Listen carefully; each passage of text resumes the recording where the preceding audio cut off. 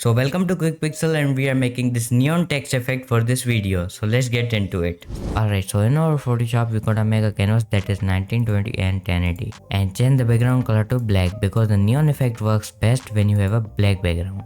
So just create it. So just press T on your keyboard or select this type tool and just click anywhere on your canvas.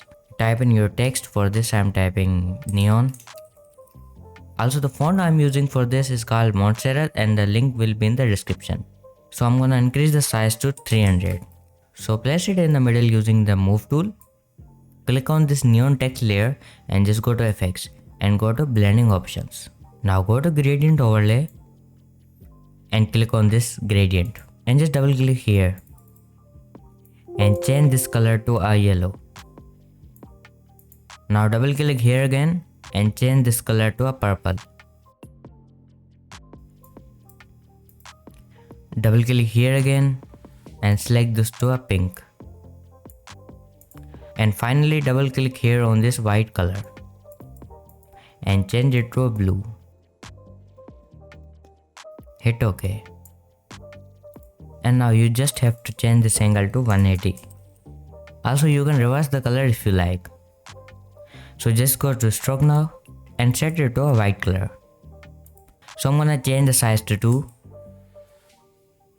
and make sure your stroke is inside. Now just go to inner glow and increase the size a bit and increase the opacity as well. Now press Ctrl J on your keyboard. That will duplicate this neon text layer that we made.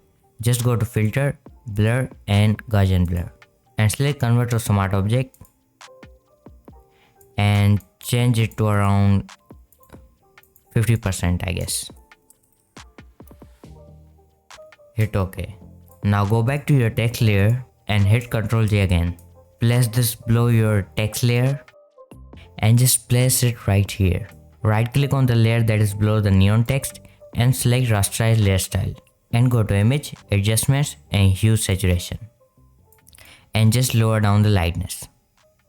Now select all of these layers by holding Ctrl on your keyboard and just clicking on them. Hit Ctrl J and make a group and convert it to smart object. Now hit Ctrl T on your keyboard or just go to edit and free transform. Now just hold Ctrl and Alt on your keyboard and just do something like this. So that was it for the video. If you'd like to see more videos like this, make sure to subscribe and see you in the next one.